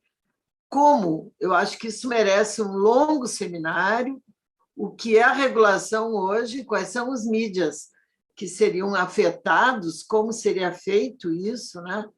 Porque eu acho que o processo ele não é a mesma coisa que nós criarmos uma regulação no modo década de 80, 90, onde o centro era a televisão, o próprio rádio, né? Como é que nós vamos administrar as empresas jornalísticas, né? Então, me parece sim, que a ideia de ter conselhos de comunicação ou ter sindicatos, entidades extremamente atuantes e que tivessem espaço de denúncia, isso sim, né? Que maravilha se os grandes jornais tivessem um espaço para esses conselhos, né? Nós tínhamos um conselho, por exemplo, na TV, na Fundação Piratini, Rádio e TV Educativa no Rio Grande do Sul, que funcionou esse conselho de uma maneira de regulação da própria programação, e ele rapidamente foi desconstituído, e assim como foi desmontada a perspectiva pública, né? Me parece que tudo se reduz à questão do que é o interesse público para essas mídias, né? Mais uma reflexão do que uma resposta, Raquel. Ótima reflexão. Olha, Raquel, eu penso que o setor de comunicação no Brasil não é melhor que nenhum outro segmento econômico no Brasil. Todos os segmentos econômicos passam por regulações. O que é regular? É estabelecer regras. Regras que dão, inclusive, segurança jurídica para os players, para quem está funcionando ali. E no caso da comunicação, que produz, né, que oferece, os produtos da comunicação e os serviços da comunicação afetam as pessoas. Então, são sensíveis, sim. Quando se fala de regulação, não está se falando em interferência em conteúdo, né? Como Maria Helena estava dizendo, está se falando o quê? Do estabelecimento de regras que permitam que a gente tenha, por exemplo, uma comunicação mais democratizada, que a gente tenha uma comunicação mais diversa, mais polifônica, mais plural, mais aberta, uma comunicação que reflita esse país. Esse país é multicultural, ele é multiétnico, ele é multidimensional, e a gente tem meia dúzia de grandes redes de TV aberta no Brasil, o que é um absurdo, é pouco. É muito pouco, perto da riqueza que nós temos. Então, o setor de comunicação sempre tenta interditar, quando eu estou dizendo setor de comunicação, estou me referindo aos patrões, aos proprietários, aos concessionários das emissoras de rádio e TV no Brasil, tá? Eles sempre tentam interditar esse debate, falando que, olha, estão querendo nos censurar. Não, não é isso. Não é isso. Estamos querendo o quê? Democratizar. Eles é que não querem mexer na coisa. E aí, o setor de comunicação acaba tendo o quê? Um privilégio que outros setores não têm. E isso não é justo, isso não é democrático, isso não é nem interessante para o capitalismo brasileiro, porque isso impede inovação, isso impede competitividade, isso impede livre iniciativa, isso impede que outras pessoas possam entrar no mercado. Então, vejam que esse meu argumento não é um argumento bolchevique, não é um argumento comunista, não é um bolivariano, não, é um argumento do ponto de vista capitalista. Nós temos razões capitalistas para regular a comunicação no Brasil. Nós precisamos avançar nesse sentido. Então, esse debate não pode ser interditado. Eu acho que, caminhando aí na linha, se eu tentar falar mais do que Rogério e Maria Helena falaram, a gente estraga, acho que o processo, né? Mas, indo nesse caminho dos dois, nós temos um ecossistema da comunicação bem diverso. Só que quando se fala justamente na propriedade, na posse do direito e, efetivamente, na lógica do funcionamento, isso está na mão de muito poucos. Então, a regulação é necessária, primeiro para a gente garantir que efetivamente haja uma democracia e depois para garantir que exista ética também nos processos. Então, ela é essencial. Eu penso que aquilo que Maria Helena falou a respeito dessas diferentes regulações e pensando numa lógica de um ecossistema complexo, a gente tem camadas diferenciadas de pessoas e de grupos e de interesses. Então, é necessário entender como é que eles se relacionam e como é que a mídia vai transitar em tudo isso e vai regular e ser regulada também no processo. Porque nós estamos falando de um investimento que é precioso, né? A comunicação é um bem público também. Então, nós temos que entender que, como um bem público e precioso para a democracia brasileira, é necessário nós termos limitações e limitantes no exercício desse bem público. Então, quando se fala efetivamente aí em regulação, não é censura, eu reforço o que o Rogério fala, é necessário haver, porque a lógica atual é uma lógica desleal. Tá? É uma lógica de oligopólio mesmo, de monopólio, em que a população sempre fica de fora e fica só como espectador, né? Nesse processo todo, enquanto que bem poucas cadeiras determinam como é que as coisas funcionam. Então, essas camadas e esse ecossistema tão rico e tão diverso, ele precisa ser ouvido, precisa ter direito à voz também nesse processo. Só para complementar, assim, a regulação sempre vem, em qualquer um dos setores, para o bem do interesse público, para o bem da maioria, e não para o bem da minoria, como o Rogério destacou ali, é o bem só de quem detém. Então, assim, o setor de transporte é regulado, os ônibus são regulados, eles têm que, você não pode andar com pneu careca, porque senão provoca acidente. E se o ônibus estiver rodando com pneu careca, ele vai perder a concessão daquela linha. Uma estrada quando é privatizada, a concessão, ela não pode ter buraco. Pode cobrar pedágio, mas não pode ter buraco. Ela tem que ter sinalização. Se não tiver sinalização, e por que é a sinalização? Para evitar que haja acidentes. A companhia aérea é regulada, o sistema bancário é regulado, a educação é regulada, as escolas privadas, elas têm que seguir um currículo. Mas eu quero botar o meu próprio currículo. Não, então você não vai ter autorização do MEC para funcionar. O hospital é regulado. O plano de saúde é regulado. Mas os meios de comunicação não querem ser regulados, porque, mesmo eles entendendo que prestam um serviço público, eles sempre alegam essa bandeira da censura. Tal. Não tem nada a ver com censura, tem a ver com a qualidade de prestação de um serviço ao interesse público. E isso já acontece em vários outros países. Vários outros países com tradição liberal muito mais avançada que o Brasil, que tem pouquíssima tradição liberal, tem regulação. Nos Estados Unidos tem regulação, Inglaterra tem regulação, Alemanha e assim por diante. Não é coisa de comunista regular. Como eles falam, coisa de comunista que é regular a mídia. Não, tudo é regulado. Todos os setores da sociedade são regulados.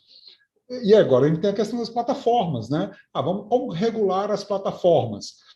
Todo mundo consome Instagram, Facebook, WhatsApp, não sei o quê, e em alguns momentos, tem que regular. Não, mas se regular eu vou perder meus privilégios. Até os usuários, esse é um grande problema. Os usuários não querem muito que o setor seja regulado, achando que vão perder algumas vantagens, alguns privilégios, tal.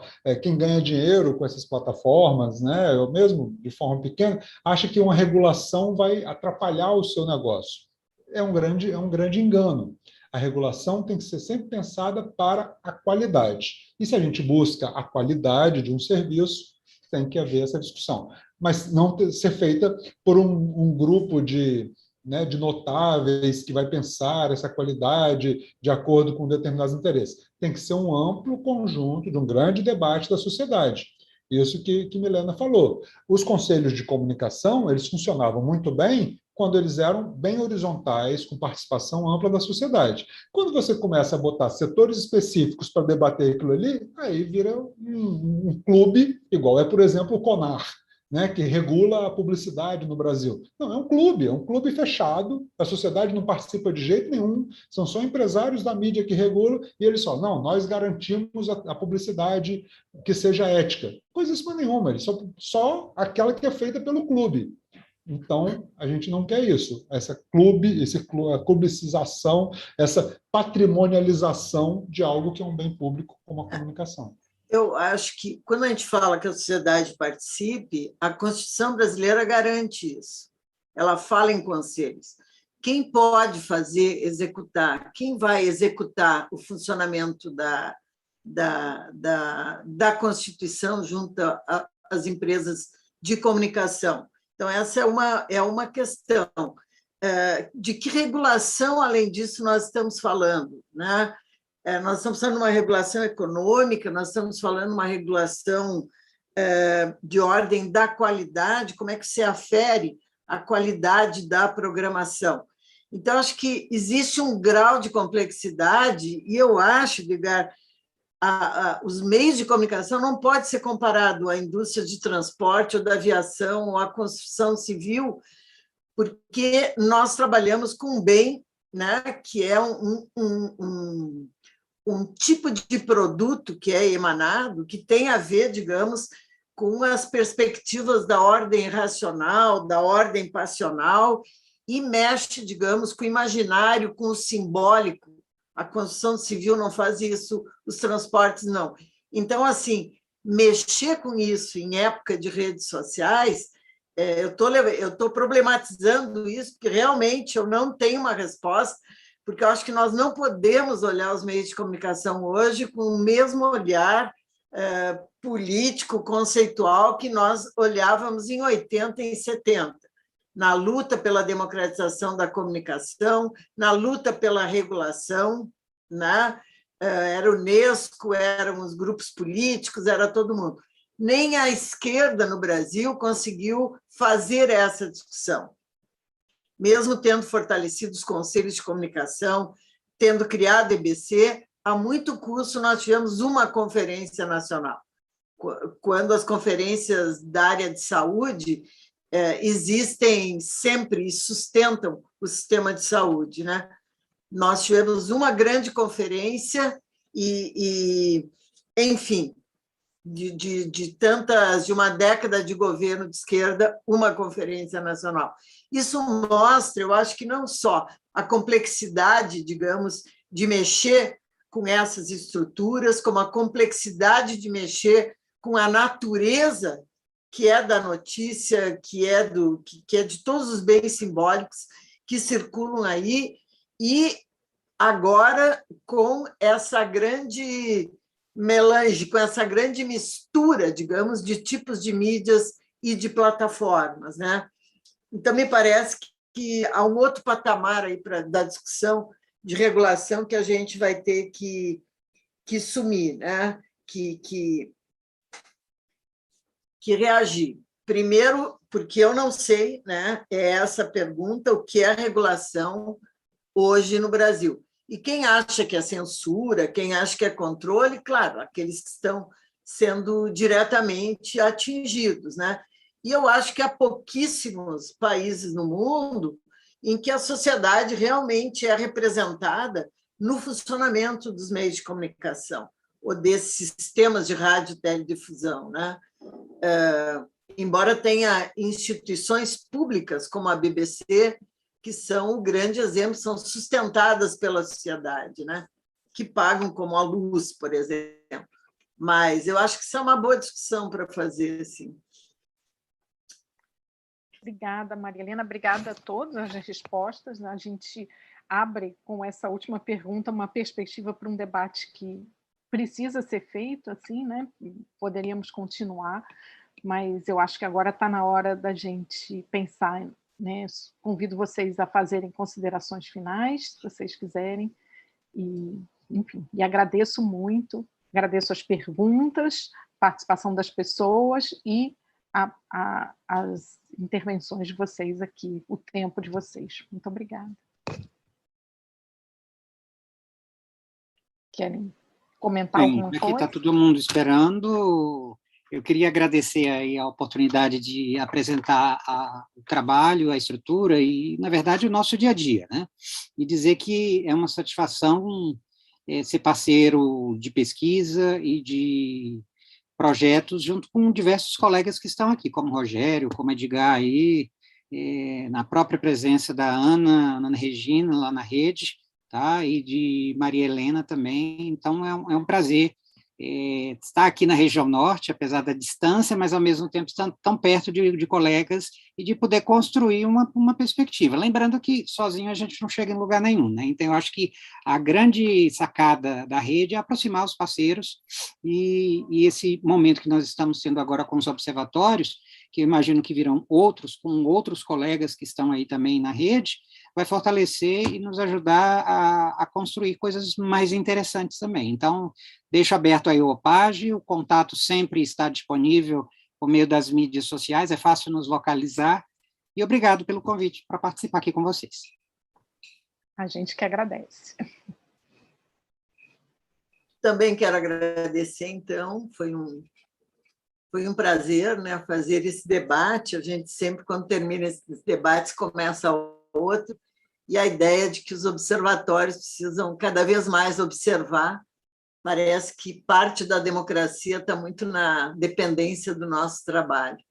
Então, vamos trabalhar. Obrigada a todos, colegas. Edgar, Ana, Rogério, Gilson e Raquel. Obrigada. E Rubens, né, que ajudou a operação.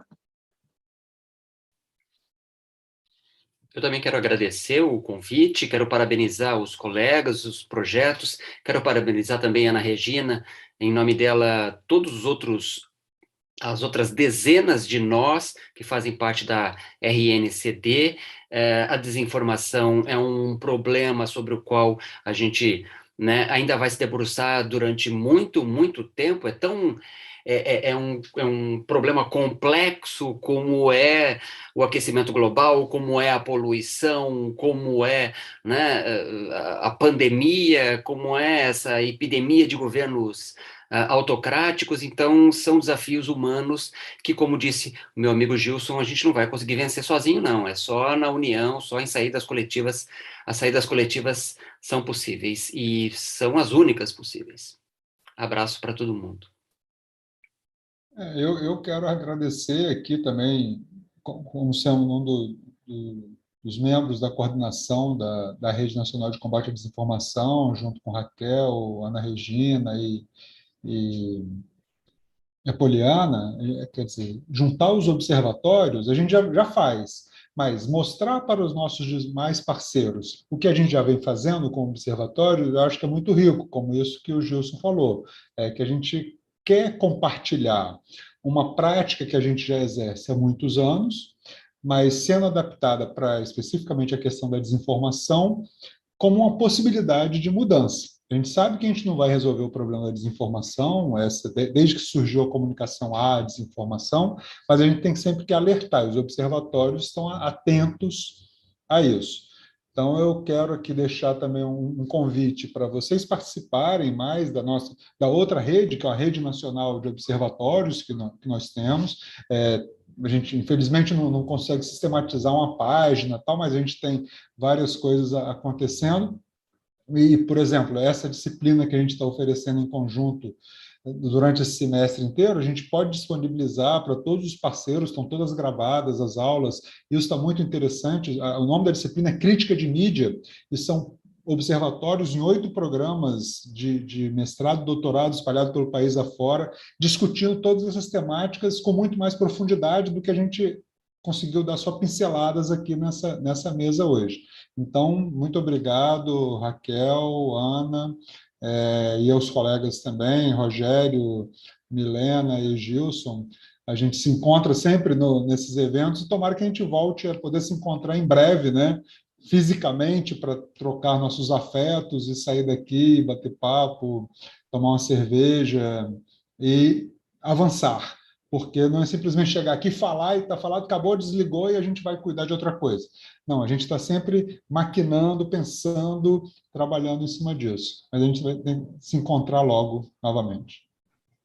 Muito obrigada a todos. Foi muito bom ver esse debate com sotaques tão diferentes. E é isso, agradeço mais uma vez. Obrigada, boa noite.